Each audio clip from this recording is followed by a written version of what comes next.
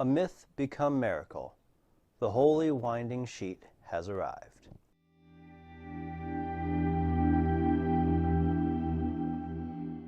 Hello, and welcome to Visions of the Past. This is an Assassin's Creed lore podcast.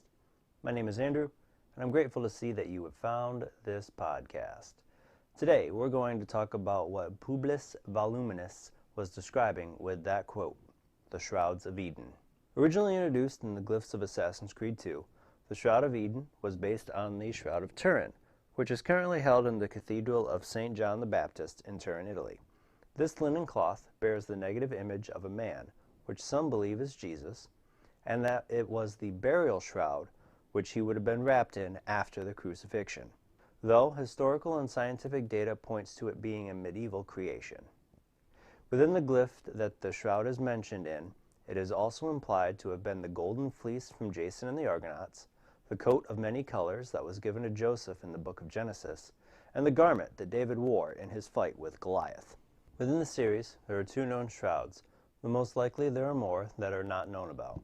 The two we do know about are seen not only within the glyphs of Assassin's Creed 2, but also Assassin's Creed Syndicate, the Facebook game Assassin's Creed Project Legacy, the comic Assassin's Creed Uprising, and the Judgment of Atlantis chapter of Assassin's Creed Odyssey's DLC, The Fate of Atlantis, where they were identified by the Isu as nanotech matter regenerators, according to Isaias.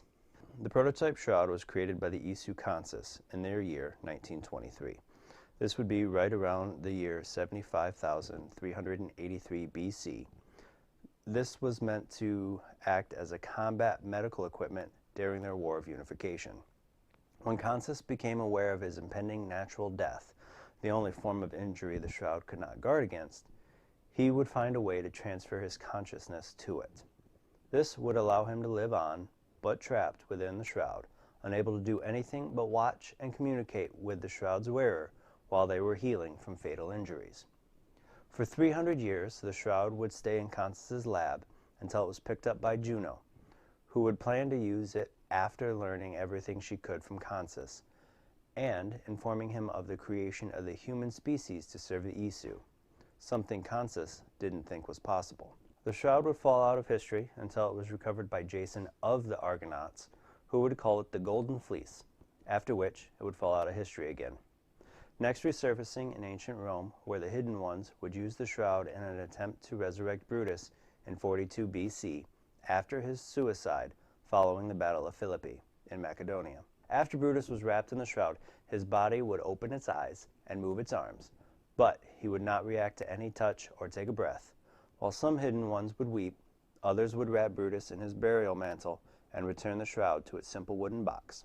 By 1355, the shroud would be in the possession of Geoffrey de Charnay, who would have it stolen in that year by the Italian Brotherhood of Assassins, replacing it with a fake. After studying the artifact and verifying what it was, Renento Auditore would order to have it hid underneath the Villa Auditore inside the crypt beneath Monteriggioni.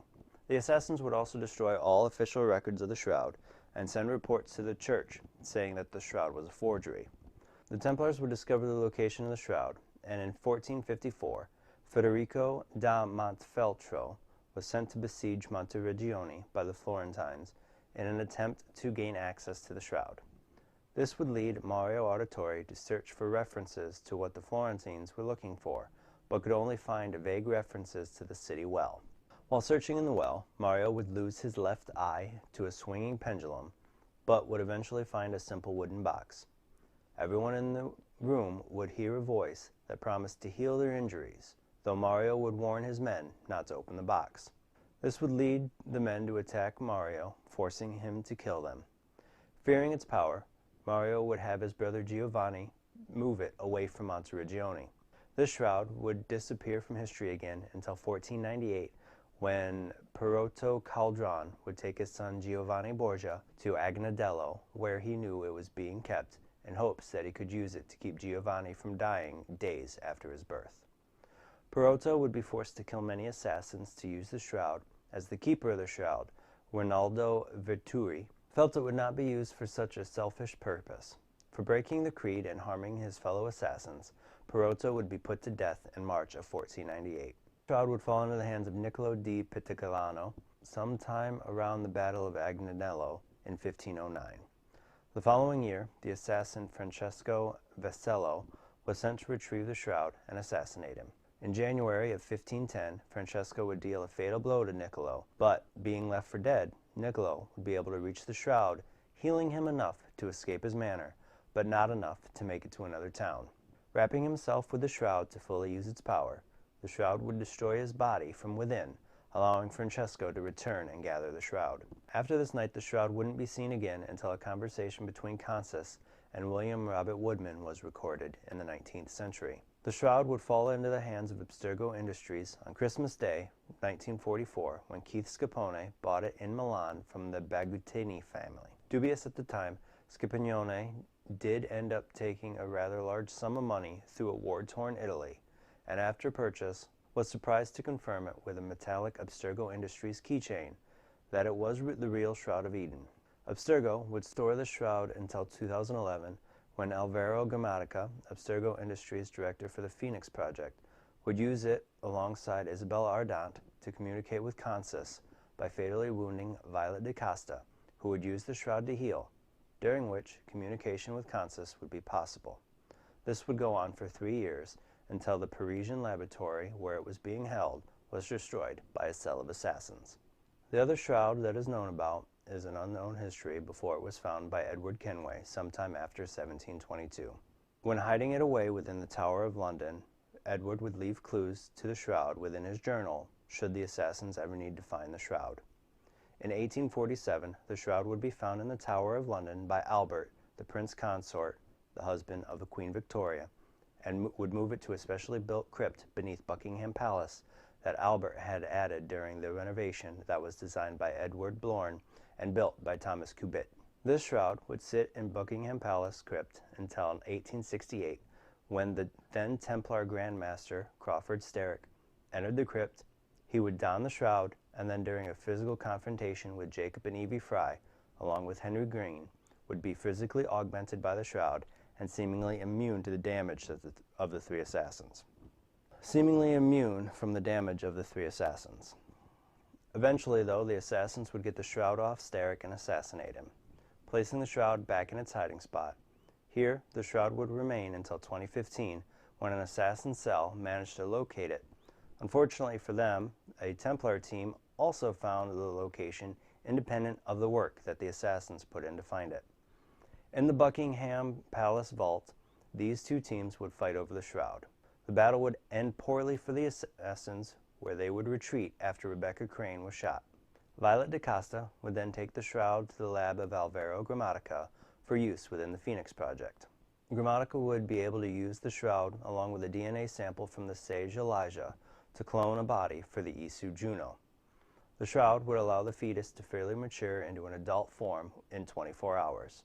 In August 2018, after a battle between Juno's forces and a cell of assassins who was working with Johanni Otto Berg, Berg would detonate a bomb within Grammatica's lab, seemingly destroying the shroud.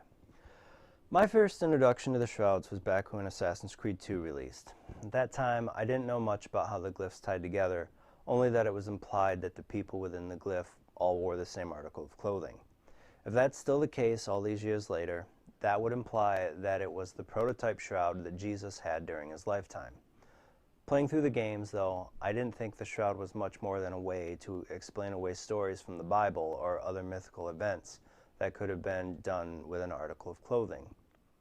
After its use in Syndicate and Uprising, though, it's shown in a way that allowed for me to understand it more. It was more than just the healing factor that it gave the user, but there were augmentations like energy projection and strength. I do wonder, though, if the energy projection that it gave Juno was only because she was Isu, or if there was more to it because it only augmented Sterrick's strength. I do think there is room within Assassin's Creed to see more shrouds, just like we have seen so many apples of Eden over time. I do have one problem with the shroud that came up with Assassin's Creed Odyssey, though. There's a piece of armor called Jason's Golden Fleece, but it does not allow you to regenerate health faster. It instead gives you more damage with your bow. If the Golden Fleece that Jason had was a Shroud of Eden, then why is his armor in Odyssey not giving you the abilities the shroud has? The only way this can be explained, while allowing for both to be true, is if the armor in Odyssey is a fake.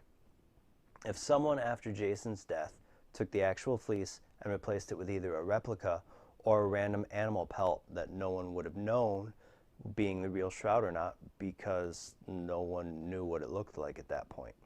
It's just one of those things that's been bothering me for, I don't know, since I found the armor a year ago. Anyway, with that being said, thank you for your time. Please feel free to subscribe to the podcast, and you can always find me on Twitter at visions_AC. Until next time, my assassin friends, make sure to follow the creed, and to those Templars listening, may the Father of Understanding guide you.